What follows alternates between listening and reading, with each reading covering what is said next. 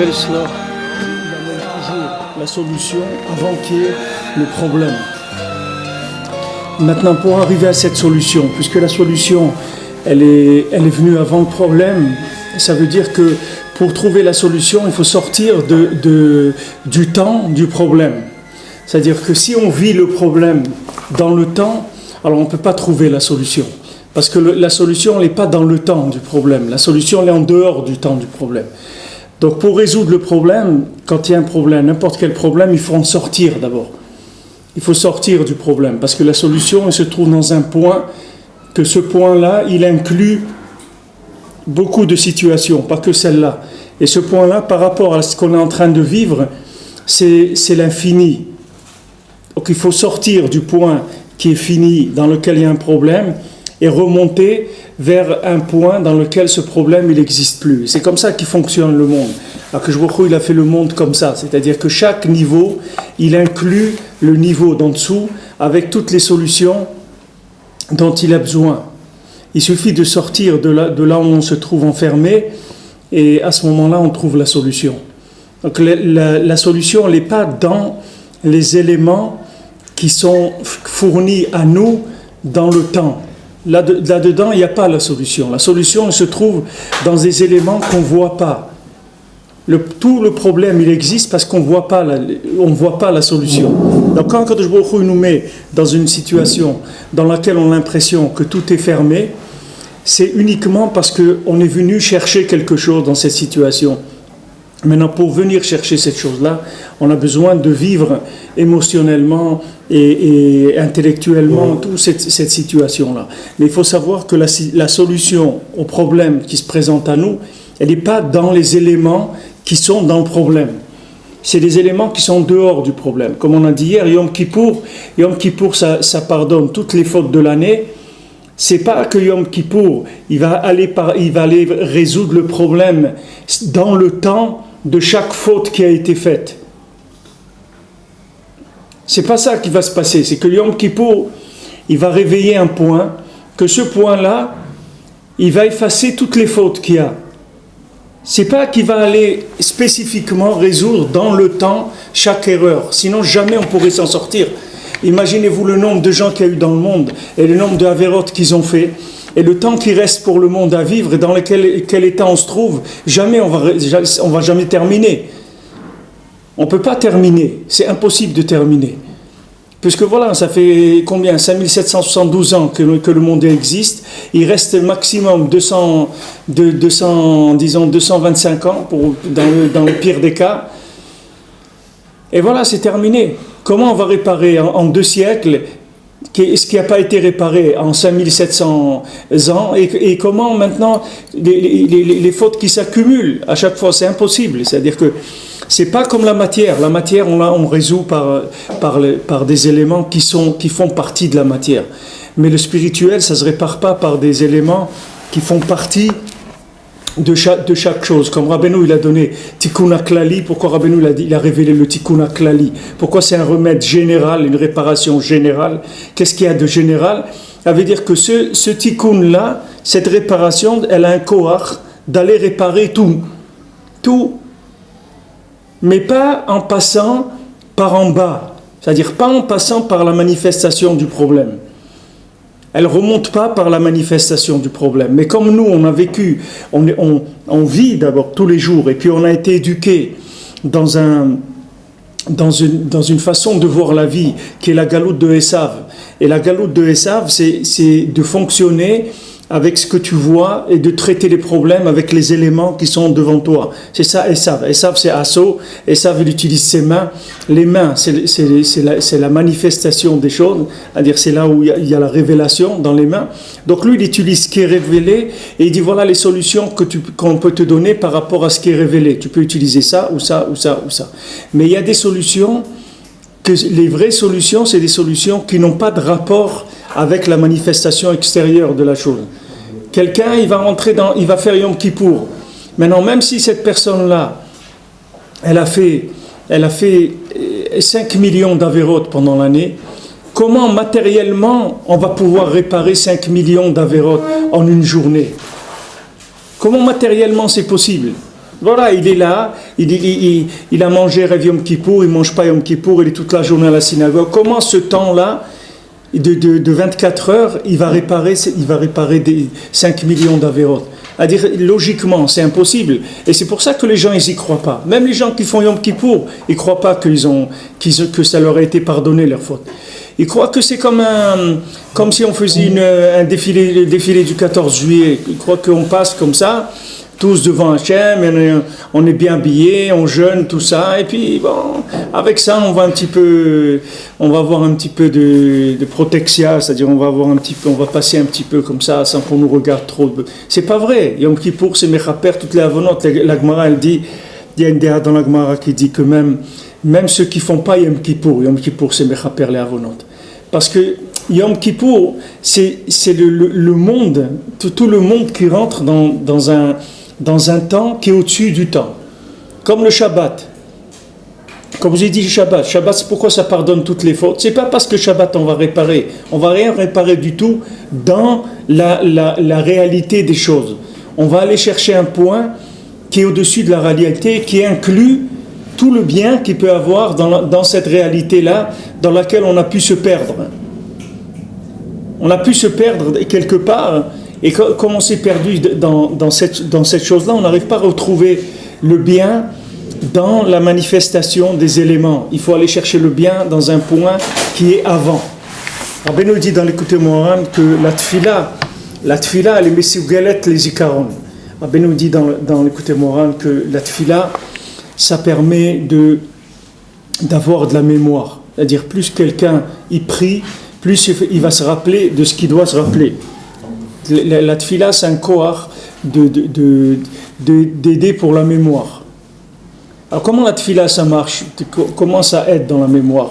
C'est que la tfila, quand quelqu'un rentre dans la tfila, il monte dans un niveau au-dessus du temps qu'il est en train de vivre. C'est-à-dire que maintenant, pour quelqu'un, il va prier. Quelqu'un, il a un besoin quelconque, il va prier, il va demander à Kadosh Baruch Hu. Quelqu'un, il a un besoin par la salle, la brioute, les enfants, de se marier. Chacun a des problèmes qu'il a. Maintenant, il va prier à Hachem. Quand il va prier à Hachem, qu'est-ce qu'il fait du problème? Il prend le problème, il l'amène au-dessus de la situation. Parce que normalement, quelqu'un qui a un problème, il doit aller résoudre le problème par la messiout, normalement. C'est-à-dire par des choses réelles.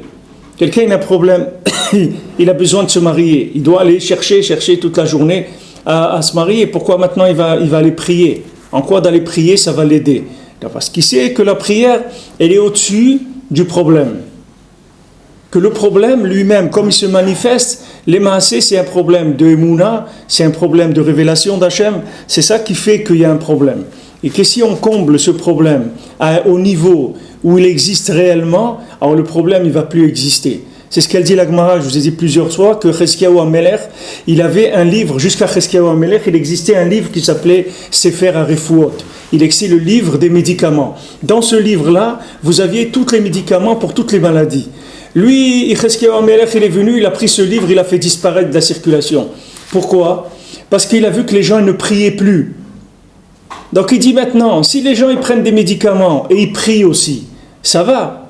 Mais si les gens ils prennent des médicaments et ils prient plus, qu'est-ce qu'on est en train de faire ici? On est en train de faire la singerie, on est des guignols, qu'est-ce qu'on est? Qu'est-ce que ça veut dire? Hachem il m'envoie que je tombe malade, je dis moi c'est pas un problème, moi je prends des médicaments.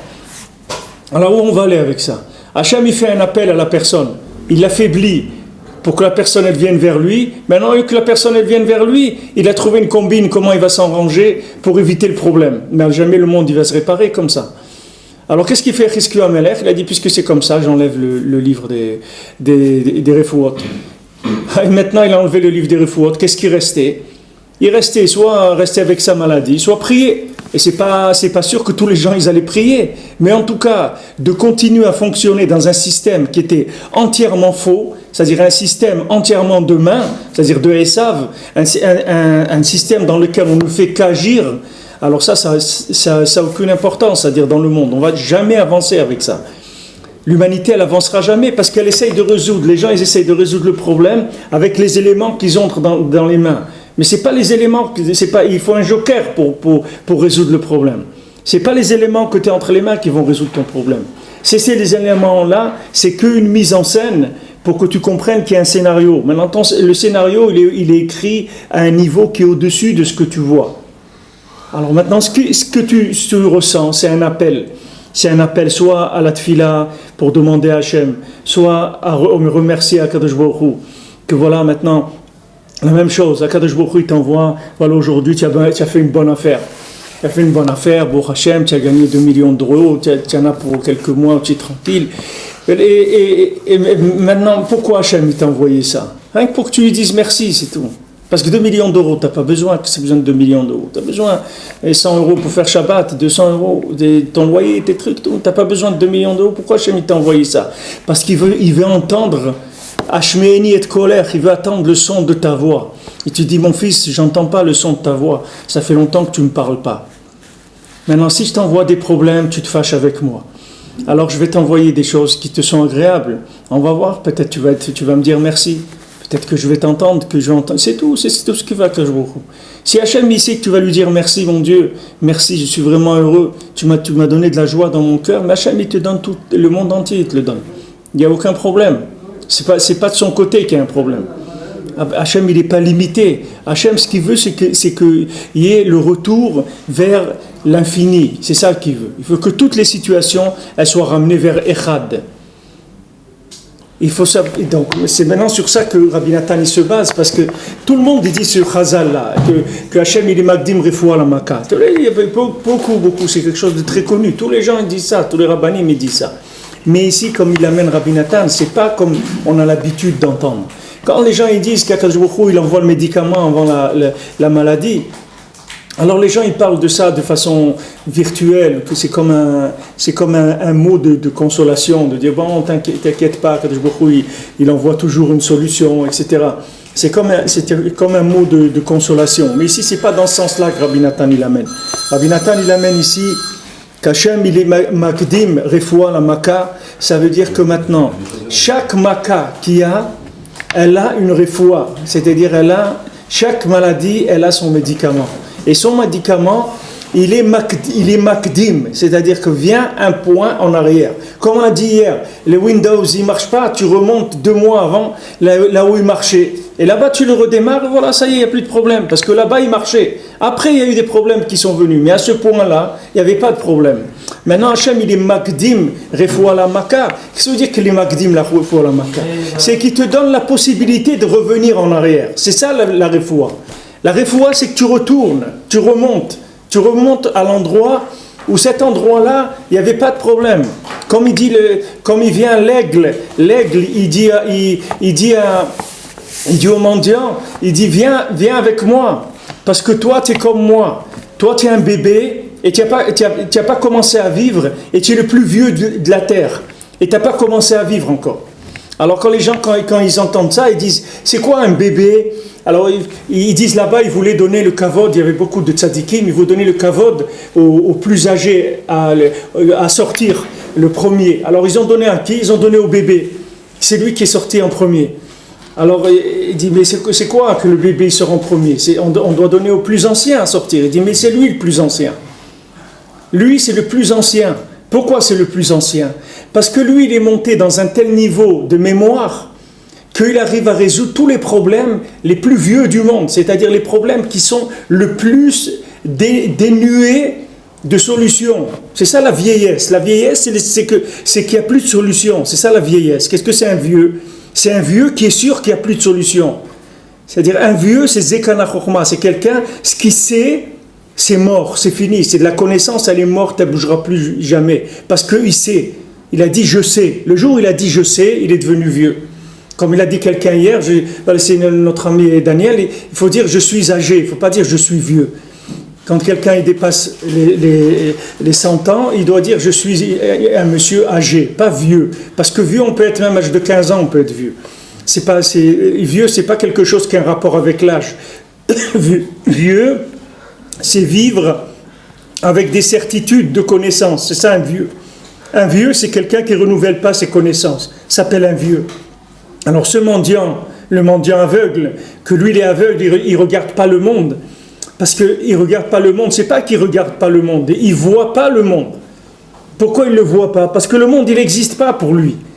Tout ce qui est mouvement de Esav, tout ce qui est mouvement dans la matière, tout ce qui est shtadlout de gens qui croient dans l'action uniquement, lui, il ne voit même pas ça. Donc les gens, quand ils le voient, comme eux, ils vivent que dans l'action, ils voient un aveugle. Mais lui, il n'est pas aveugle. Il a dit, vous croyez que je suis aveugle? Mais moi, je vois d'un bout du monde jusqu'à l'autre.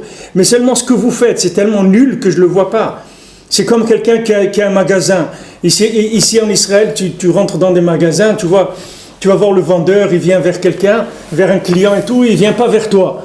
Alors tu ne comprends pas, tu vois qu'il parle avec tel client, mais parce que c'est des gens, dès que tu rentres dans le magasin, dès qu'il te voit, il sait si tu vas acheter ou si tu ne vas pas acheter.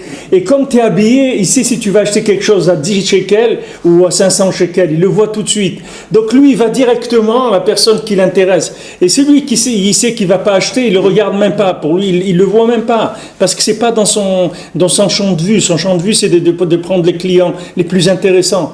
Le mendiant aveugle, c'est pareil. Lui, tous les gens qui bougent de la matière, tous les vieux, ça ne l'intéresse pas du tout. Parce que c'est des gens qui font que bouger des pions dans des choses qui sont déjà existantes dans le monde, qui se sont déjà manifestées, et des situations qu'en les manipulant dans la matière, elles n'ont aucun intérêt. Ça n'a aucun intérêt de manipuler la matière.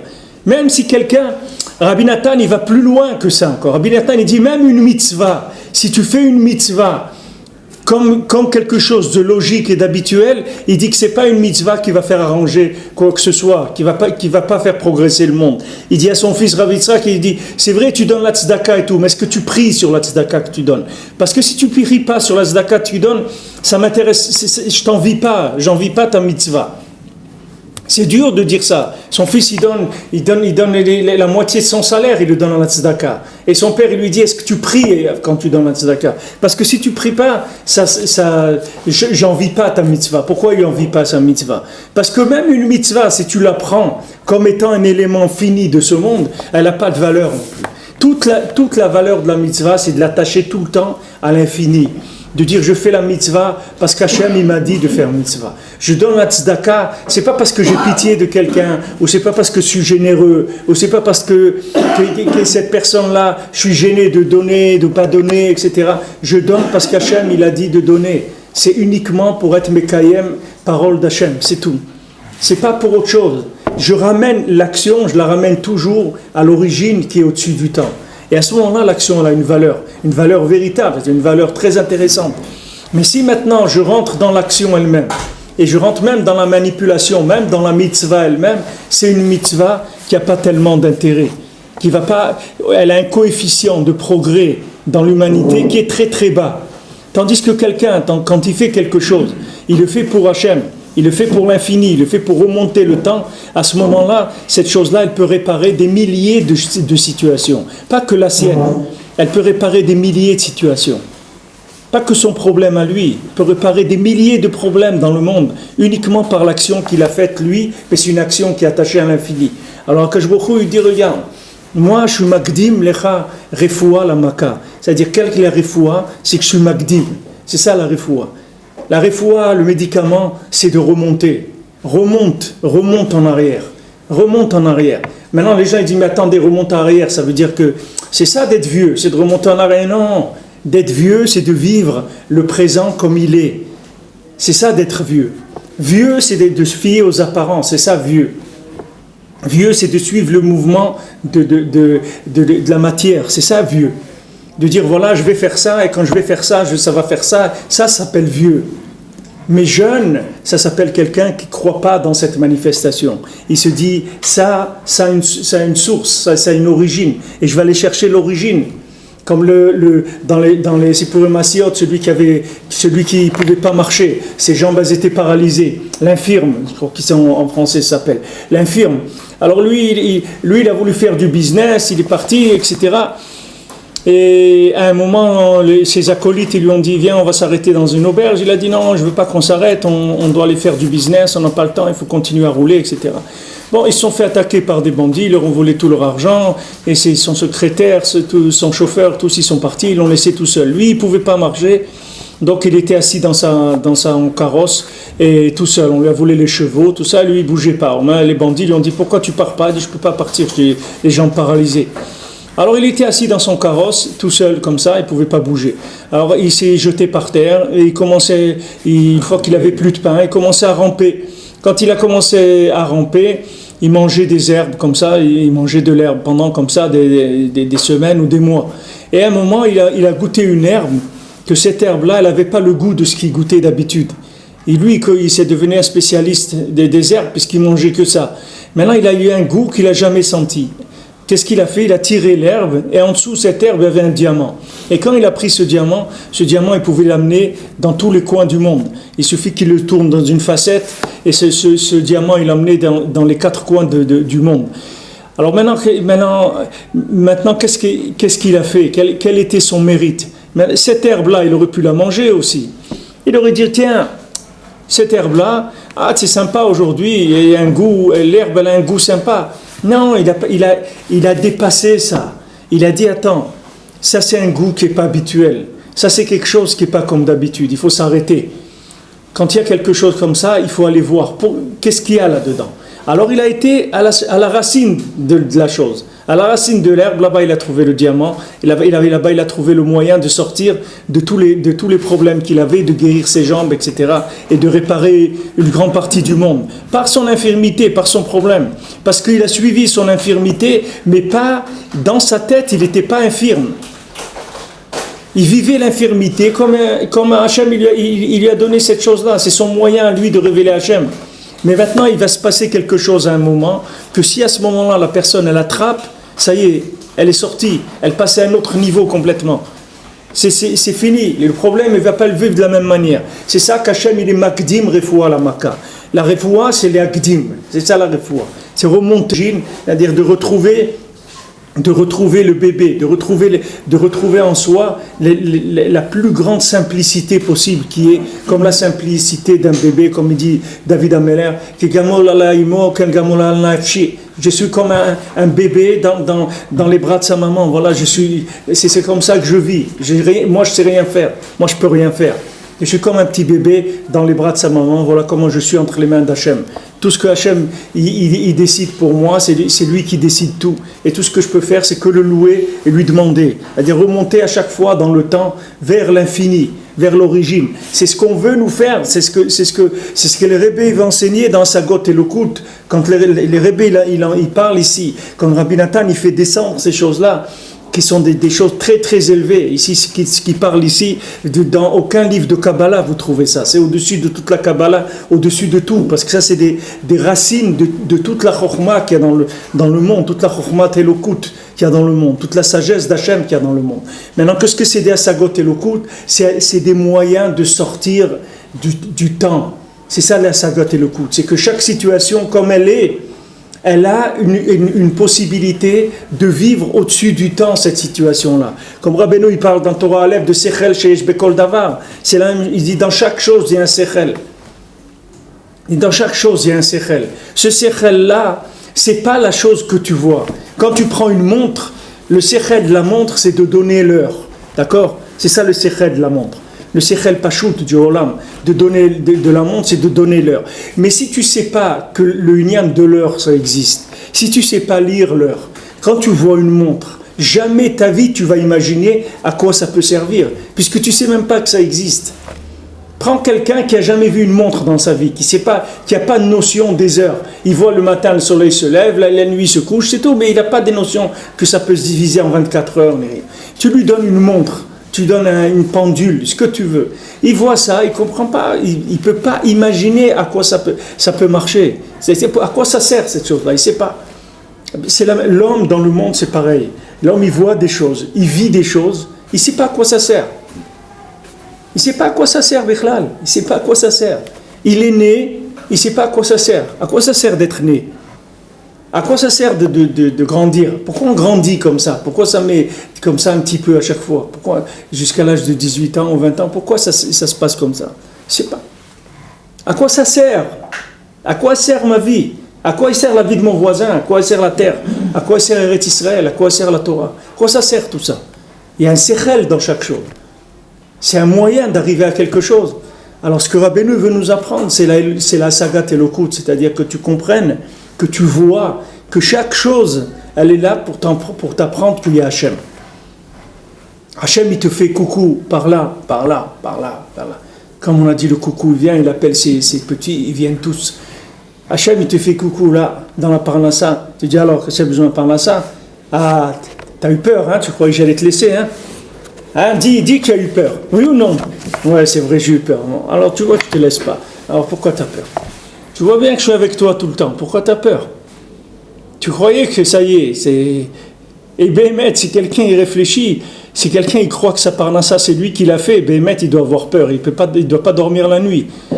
Parce que comment un Ben Adam il peut avoir parnassa? Quelqu'un il vient, il ouvre son magasin le matin, qu'est-ce qu'il va lui dire quelqu'un il va rentrer dans son magasin? Tu vois, voilà un magasin de chaussures, combien de fois par an tu rentres dans un magasin de chaussures? Avec quoi il vit? Comment il fait? Il ouvre, il a acheté du stock, il a acheté, voilà, tu rentres, il a 1000 paires de chaussures dans son magasin. Et qui est-ce qui lui a dit qu'on va les acheter ces chaussures-là? Qu'est-ce qui lui a garanti qu'il va vendre? Peut-être il va rester comme ça, les 6 mois qu'il n'y a personne qui rentre dans le magasin. C'est possible. Alors quelqu'un qui croit que Béhémet c'est lui qui calcule et qui fait, il doit vraiment avoir très peur. Très très peur.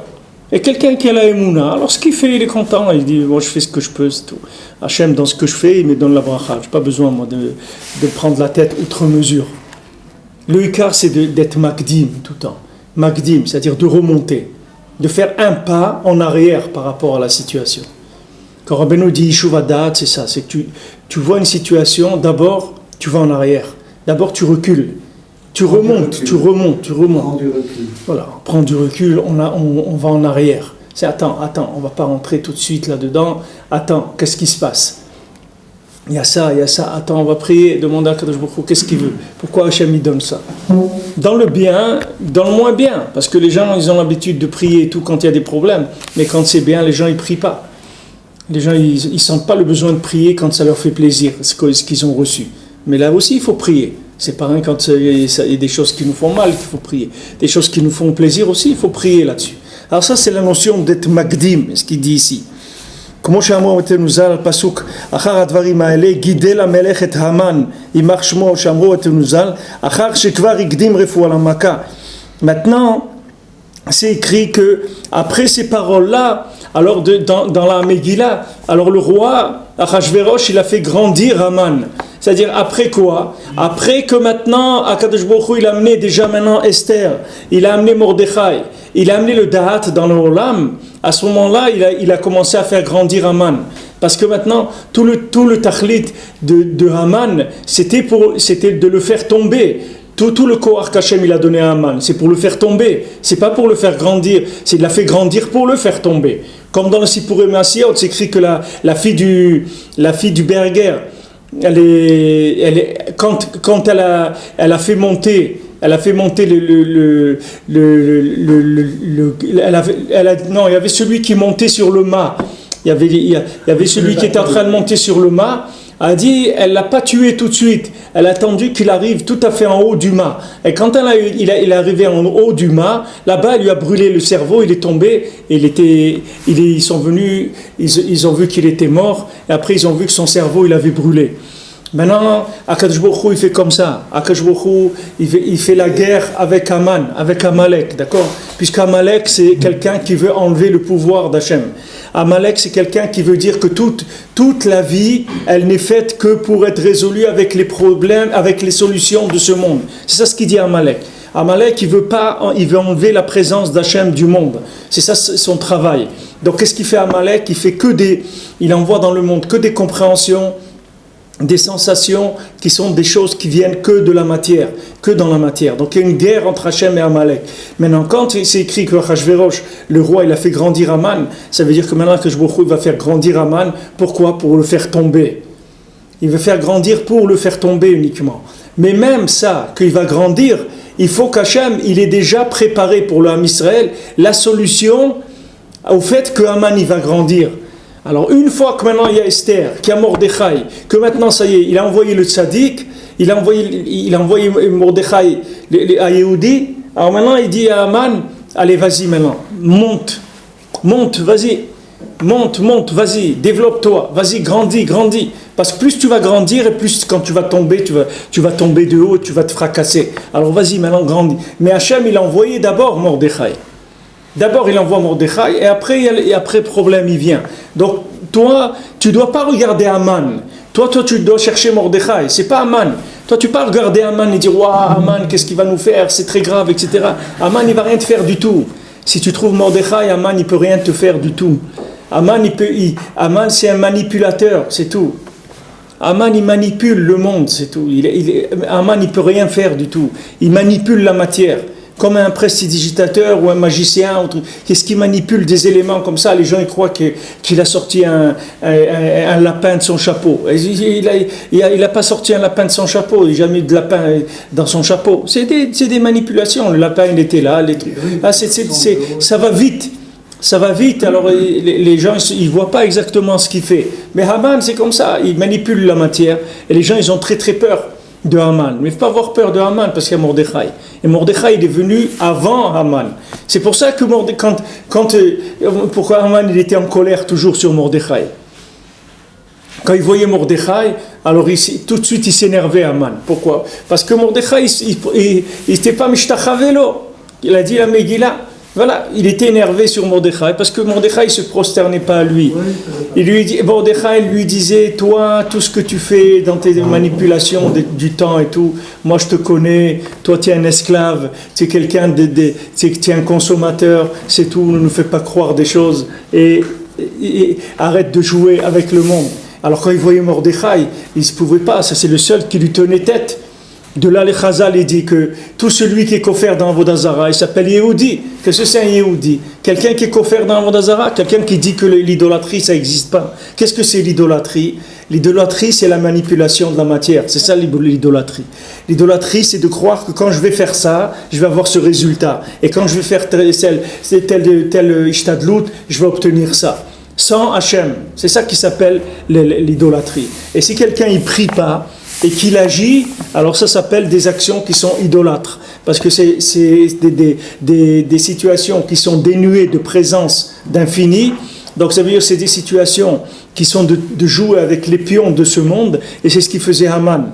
Donc d'abord, il dit après guider la melech et Haman, Imarshemo. Shabro antenuzal, achar shekvar ikdim refoua la maka. Déjà que maintenant il a amené Mordechai qui est le médicament du monde, maintenant il y a eu le problème qui est venu.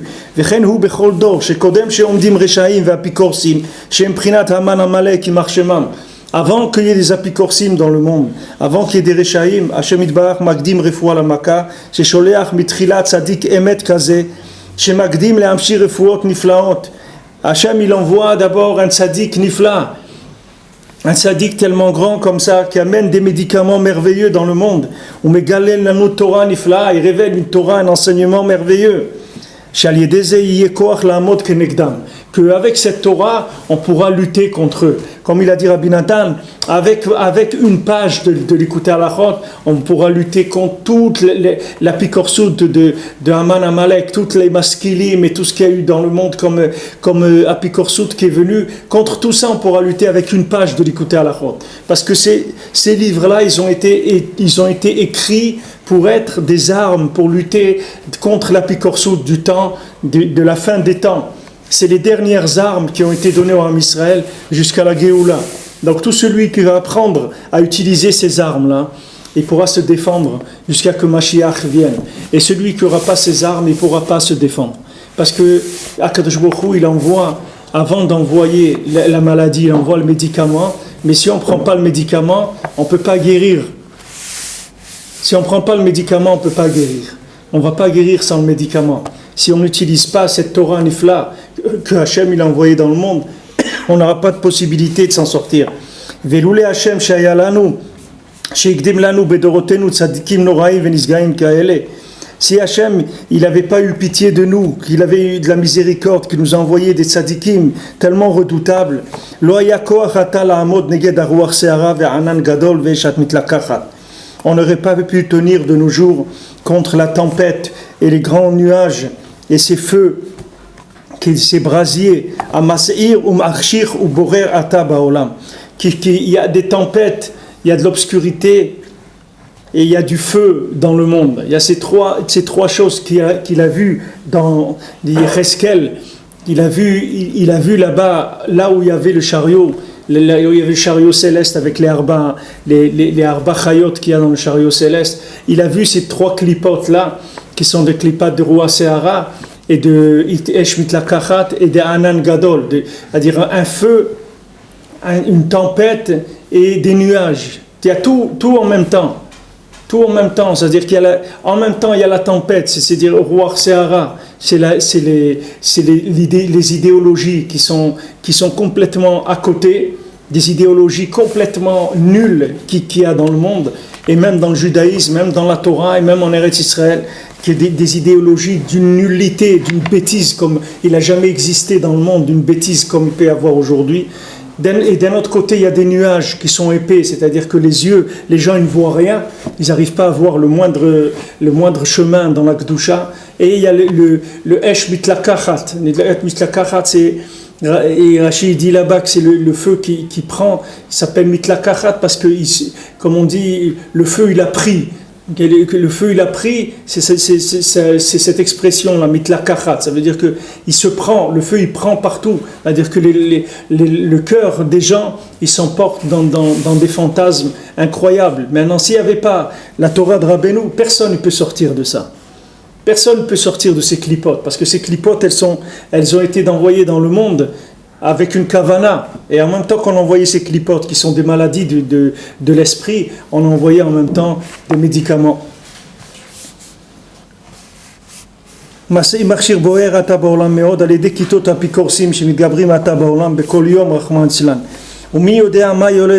qui est-ce qui sait qu'est-ce qui va sortir, qu'est-ce qui va naître du monde encore? Personne ne sait où on va. Mais peu importe ce qui va se passer, déjà maintenant Akadosh Baruch Hu nous a donné déjà le médicament à tout problème qu'il y aura. À l'idée Gdolei Tzadikim, par les grands Tzadikim. Et celui qui va se cacher dans les ailes de ces Tzadikim là. Il va aller d'après les chemins de leur Torah Gdosha. C'est sûr qu'il va être Nitzol.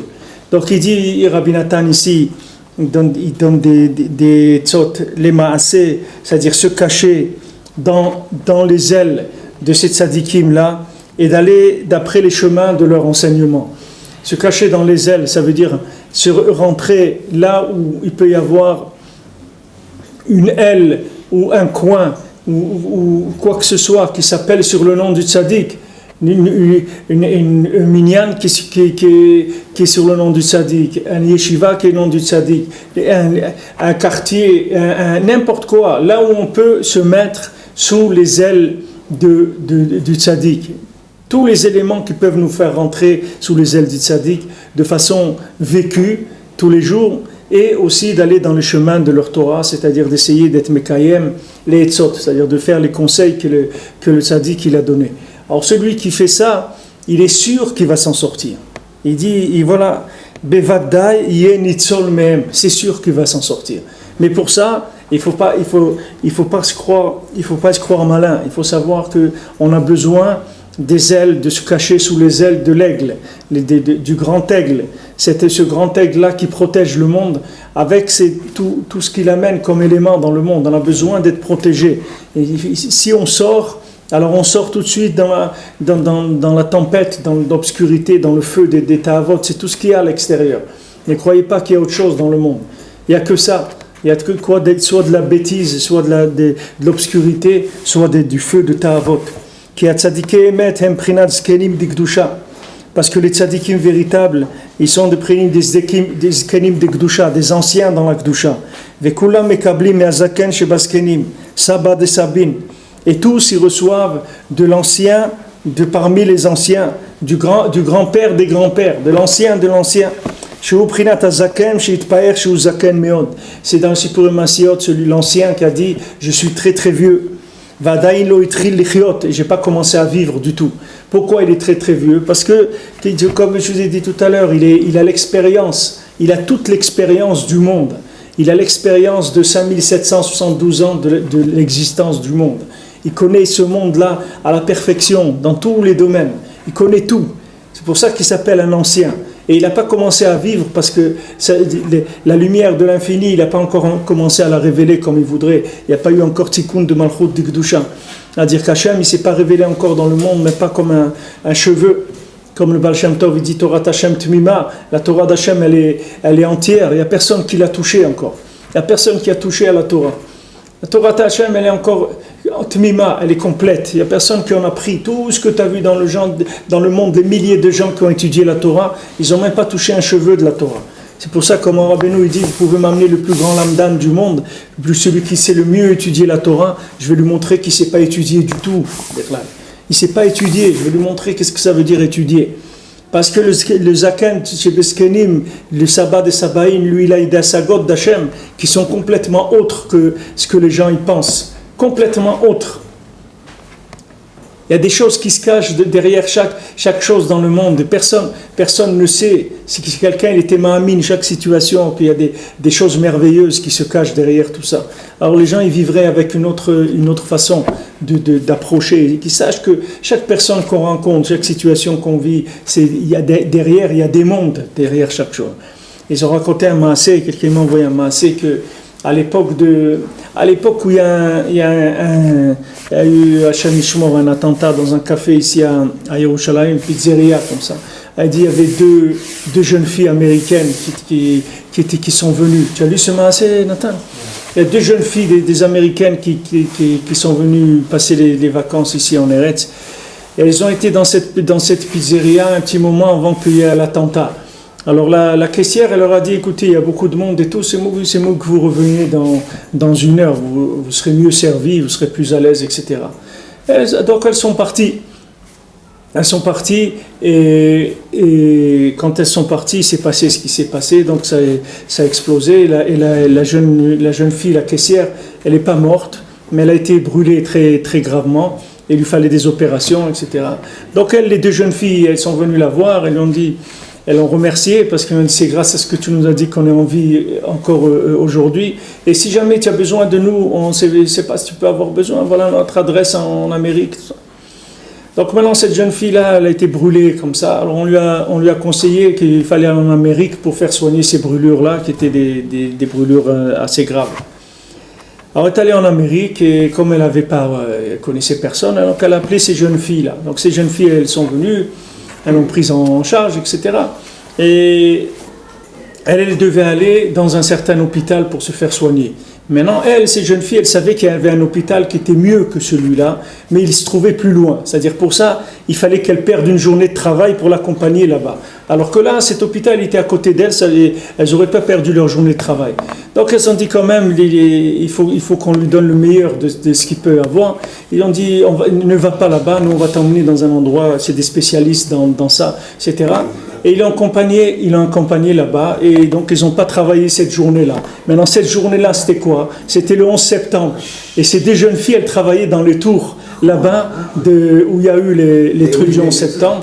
Donc elles ont été sauvées. Elles ont été sauvées. C'est-à-dire la caissière, elle leur a sauvé la vie. Elle leur a sauvé la vie, les massés 2 fois. Pas une fois, mais 2 fois. Une fois dans la pizzeria et une fois dans les tours du 11 septembre. C'est Maaseh Shaya qu'un Rav il a écrit dans un sefer de Rav Rosenberg, je sais pas, il a raconté ce Maaseh-là. Ben Adam, il ne sait pas ce qu'on fait avec lui, il ne sait pas ce qui se passe dans sa vie, c'est rien du tout. Il faut remonter chez l'ancien, il y a un ancien que lui, il voit toutes ces choses-là. De là où il est au-dessus des tours du 11 septembre, au-dessus de toutes ces choses-là, il voit ce qui se passe avec chacun, pas que dans cette vie, dans toutes les autres vies qu'il y a eu avant. Et lui, il répare tout le monde par le fait qu'il est fait rentrer au-dessus du temps. Alken nikra kvar zezacha leikalel betachlit azikna. Alken nikra kvar. C'est pour ça qu'il s'appelle kvar. Kvar, ça veut dire déjà. Déjà, comme Rabbeinu, on lui a dit, quand on est venu lui dire qu'il allait aller à Ouman, quand il y a eu l'incendie à Breslev où les maisons elles ont brûlé, et Rabbeinu, donc il a su que du ciel on lui a dit ça y est, il va aller à Ouman. Alors Rabbeinu lui a dit un messager qui est venu le voir. Hein? Un messager qui est venu le voir dimanche, le feu a pris, il y a eu le feu vendredi, et tout le Shabbat il a brûlé sa maison et Breslev. Dimanche matin, un messager est venu apporter Il y a un message pour lui dire qu'il était invité à venir à Ouman. Et là, il a compris que... Quand il a entendu ça, Rabbeinu lui a dit déjà. C'est-à-dire, ça y est, il a compris que ça y est, c'était qu'il allait à Ouman pour l'Aïstalkout. Il a compris qu'il allait à Ouman pour physiquement quitter ce monde. Alors ici, ce qu'il dit ici, Alken Nikra Kvar. C'est pour ça qu'il s'appelle Kvar. Ce Nahar Kvar, où il a été Yecheskel, il a eu la vision, il s'appelle le fleuve de Kvar. C'est-à-dire que le Rabbeinu, il s'appelle Nahar, il s'appelle Nachal Novea Mekor Chochma de Kvar. C'est-à-dire toute la Chochma de Rabbeinu, c'est de la Chochma d'antan, d'avant. C'est de la Chochma d'avant. C'est-à-dire d'avant toute la bêtise qu'il peut y avoir dans le monde. Il y a une Chochma qui est venue avant. Comme c'est écrit pour Aman, il a dit qu'est-ce que tu crois que tu vas... Les Bnei Israël, ils ont déjà...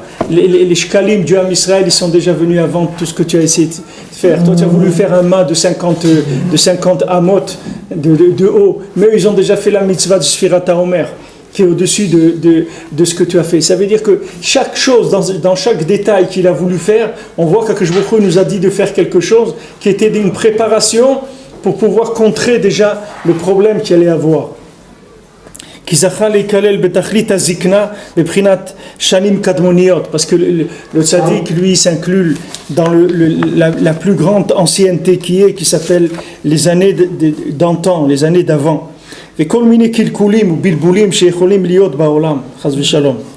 Et toutes sortes de kilkulim, d'avérotes que quelqu'un peut faire dans le monde, chas v'shalom. Déjà le tzaddik, il a amené des médicaments, vétikunim et des réparations, à l'aider naharot venachale chokhma amitit, par des fleuves, des harot et des nechalim, c'est-à-dire que c'est des ruisseaux et des fleuves de chokhma véritables qui sont venus dans le monde déjà pour résoudre ces problèmes. Chez Imshir Baolam, chez Zéouprinat Nahar, c'est ça le nian de Nahar de Yecheskel. Chez Nahar Animshach Ma Tzadik Haemet, que c'est le fleuve qui vient du Tzadik véritable. Chez Uprinat Nahar Ayotse Mi Eden, que ça c'est le fleuve qui sort du Eden, qui sort du paradis. Et grâce à ça, tous on va arriver à des Asagot Elokut. Chez Uprinat Maase Merkava, que les Asagot Elokut c'est Maase Merkava. C'est pour ça que Yecheskel il a vu tout ça dans le Nahar Kvar. Mais même maintenant, vous voyez, même comment nous on lit ça aujourd'hui, il y a 50 ans, vous ne pourriez pas lire ça comme ça. Ce texte-là, vous n'auriez jamais pu le lire comme ça. Parce que même Rabbi Nathan, comme il écrit ici, lui c'est pas ça lui il écrit ici très très très en douceur. Moi je dis des choses, mais j'ouvre ce qu'il nous dit parce que je sais de quoi il parle. C'est-à-dire il parle de Rabbeinu, il veut dire que les sortes de Rabbeinu. Mais Rabbi Nathan, il pouvait pas écrire ça. S'il avait écrit ça, c'est le monde, il aurait brûlé les livres, ils auraient brûlé les gens. Non, c'est pas rien que les livres. Parce que c'était impossible pour le monde d'accepter cet enseignement-là. Et maintenant, vous voyez, ça sort. Non seulement ça sort, mais les gens, ils demandent.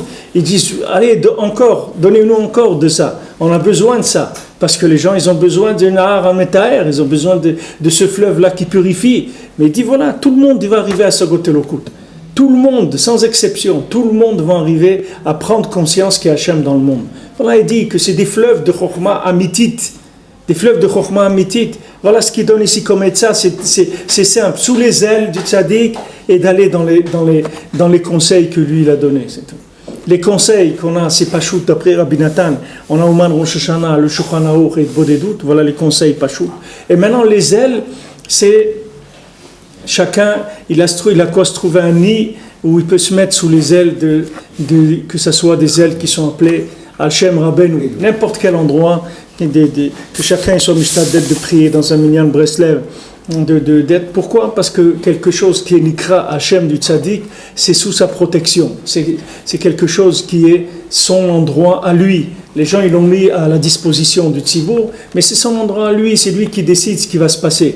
Donc quand quelqu'un rentre là-dedans, il rentre sous les ailes, c'est-à-dire sous la protection du tzaddik. C'est ce qu'on a besoin pour passer ce qu'on a à passer dans ce monde. Et si quelqu'un ne sent pas encore le besoin de ça, et il pense que pour lui il s'en sort, alors il verra qu'il arrivera un moment où il aura besoin de ça aussi. Il y a des gens, ils voient les pharmacies, ils se moquent des pharmacies parce qu'ils croient que c'est rien que des malades qui vont à la pharmacie. C'est vrai, mais ce qui se passe, c'est que lui aussi, un jour, il va être malade. Ça, lui, il ne le sait pas, qu'un jour, lui aussi, il va devoir rentrer à la pharmacie. Les gens, ils voient, ils disent, ah, les Breslev, là, ouais, je les connais, ceux-là, là, qui vont des fois dans la forêt, tu les entends crier la nuit et tout. Ah oui, je connais ça. Et puis Tom, tu le vois qu'un jour, lui aussi, il va crier là-bas, tu le trouves, que lui aussi, il va crier. Vous savez que maintenant, en Eretz, il y a des services VIP pour aller faire Hitbodedut la nuit. Il y a un Breslever, qu'est-ce qu'il fait? Il fait un service VIP. C'est quoi un service VIP? C'est-à-dire qu'il y a beaucoup de gens qui veulent faire Hitbodedut, mais ils ont honte. Parce que c'est des racidim de Belz, des Satma, tous des grandes racidouillottes. Qu'est-ce qu'il fait? Lui, il dit, voilà, regarde, discrètement, à minuit, quand tu veux la nuit, tu dis à quelle heure, il y a une voiture discrète qui va venir, elle t'attend en bas de chez toi, elle t'emmène faire Hitbodedut, te ramène chez toi, personne ne saura où tu as été, rien du tout, c'est complètement... Et voilà, il fait ça, et toutes les nuits, ça tourne sans arrêt. Il n'arrête pas, il a des voitures partout, en Eretz qui font ça. Voilà, il est très VIP, il accompagne les gens, mais discrètement, parce que les gens, ils ont honte d'aller faire ça. Mais ils ont tellement besoin, ils sont tellement heureux de le faire, que pour l'instant, ils prennent les médicaments en cachette, c'est comme si c'était de la drogue. Et après, un jour, ça va se vendre dans les supermarchés. Au début, ça a commencé comme ça. Après, les gens, ils vont amener ça à un niveau plus ouvert.